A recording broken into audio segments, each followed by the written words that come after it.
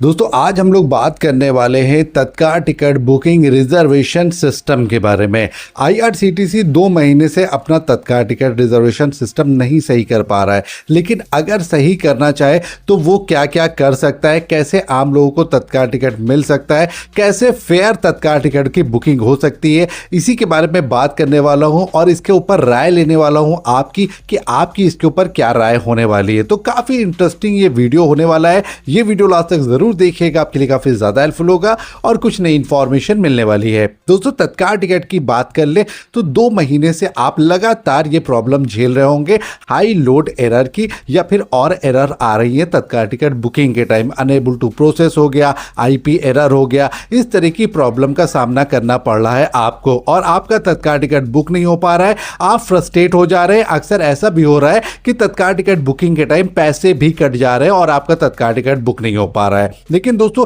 Indian railway IRCTC को मेरा एक सजेशन होगा, मेरे कुछ सजेशन होंगे, कुछ पॉइंट बताऊंगा। अगर उसको अप्लाई कर लेता है तो आम आदमी को आराम से तत्काल टिकट मिल पाएगा। और मैं ये तो नहीं कह रहा हूं कि सभी लोगों को तत्काल टिकट मिल पाएगा, क्योंकि इतनी ज्यादा ट्रेनें भी नहीं है और इतनी ज्यादा सीटें भी नहीं है, तो सभी लोगों को तत्काल टिकट नहीं मिल पाएगा। लेकिन तत्काल टिकट का सिस्टम पूरी तरीके से फेयर हो जाएगा, मतलब कि बिल्कुल क्लियर हो जाएगा कि किसको तत्काल टिकट मिल रहा है, किसको नहीं मिल रहा है, बिल्कुल फेयर सिस्टम हो जाएगा। तो दोस्तों कुछ पॉइंट रख रहा हूं यहां मैं आपके सामने। सबसे पहला पॉइंट जो है, तत्काल टिकट बुकिंग के टाइम, रिजर्वेशन सिस्टम के टाइम फॉर्म वाला सिस्टम खत्म कर देना चाहिए। मतलब ट्रेन आप सेलेक्ट कर रहे हैं, उसके बाद आप अपना नाम डाल रहे हैं, उसके बाद आप अपना पेमेंट कर रहे हैं, इस तरह का सिस्टम जो है, इस तरह का प्रोसेस वो तत्काल टिकट बुकिंग के पहले होना चाहिए। इससे तत्काल टिकट की आईआरसीटीसी की वेबसाइट पर या ऐप पर लोड कम हो जाएगा। अगर 15 मिनट पहले ये प्रोसेस कर दिया जाए कि मतलब फॉर्म फिल करके आप पहले से रखिए,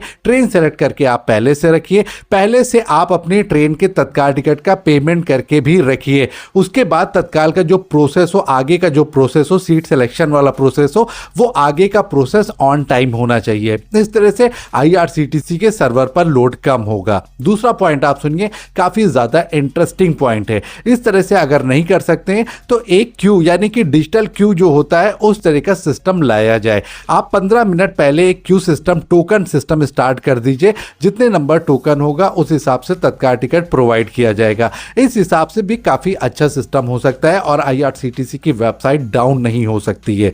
तीसरा आप सुन लीजिए, तीसरा ऑप्शन यह हो सकता है लॉटरी बेस्ड सिस्टम कर दें। यानी कि तत्काल टिकट का फॉर्म आप पहले से भर के रखिए, ट्रेन सिलेक्ट करके पहले से रखिए, तत्काल कोटा पहले से सिलेक्ट करिए, क्लास पहले से सिलेक्ट करिए, पेमेंट भी पहले से कर दीजिए। जिस ट्रेन का आप तत्काल टिकट बुक कर रहे हैं उसका पेमेंट पहले से करके रख लीजिए। अब तत्काल टिकट की रिक्वेस्ट आई, मान लीजिए 500 लोगों का पेमेंट हो गया और तत्काल टिकट की रिक्वेस्ट आई और सीटें हैं 100, तो ऑटोमेटिक लॉटरी सिस्टम स्टार्ट करना चाहिए आईआरसीटीसी को और ऑटोमेटिक कंप्यूटराइज लॉटरी सिस्टम से आदमी को तत्काल टिकट मिलना चाहिए। जिन लोग का लकी ड्रॉ में नाम आ जाए उन लोग को तत्काल टिकट मिल जाए, जिन लोग का नाम नहीं आता है उन लोग के पैसे वापस कर दिए जाए। इस तरह से भी सिस्टम होना चाहिए। और वेटिंग टिकट के ऊपर भी टिक होना चाहिए कि जो लोग चाहते हैं कि कंफर्म टिकट तत्काल ना बुक हो, वेटिंग टिकट बुक हो जाए, या वेटिंग भी वो लेना चाहते हैं तो वो भी एक ऑप्शन दिया जाना चाहिए, वो भी एक ऑप्शनल होना चाहिए। तो आईआरसीटीसी के ऊपर लॉटरी वाला सिस्टम तत्काल टिकट का ये भी काफी बेस्ट होगा।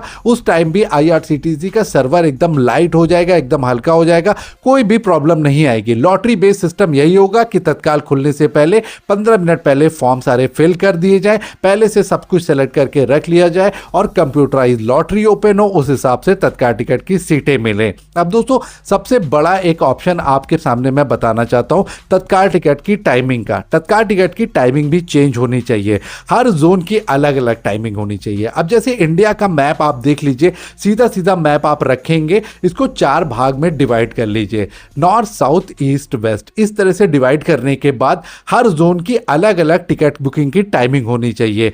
15 मिनट के बाद एक जोन की टाइमिंग होनी चाहिए। मान लीजिए तत्काल टिकट 10 बजे ओपन होता है तो तत्काल टिकट 9 बजे से ओपन होना चाहिए।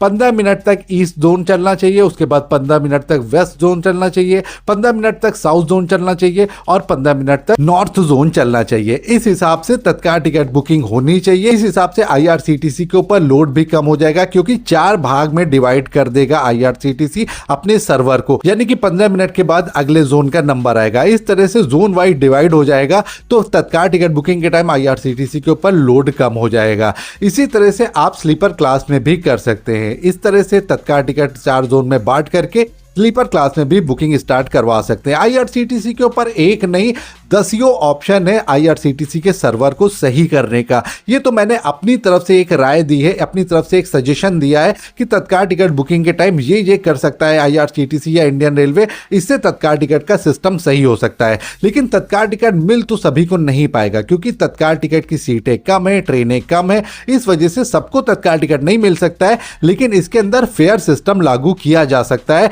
ताकि कोई भी सर्वर एरर ना आए और फेयर सिस्टम हो, पता चल पाए किसको तत्काल टिकट मिल रहा है किसको नहीं मिल रहा है। इस तरह से एक फेयर सिस्टम लागू किया जा सकता है। इसके ऊपर आपकी क्या राय है कमेंट बॉक्स में जरूर बताइएगा। ऐसे ही लेटेस्ट अपडेट देखने के लिए वीडियो को लाइक करके चैनल को सब्सक्राइब करके रखें ताकि कोई भी लेटेस्ट अपडेट आए सबसे पहले वो आप तक पहुंच सके। Thank you so much for watching.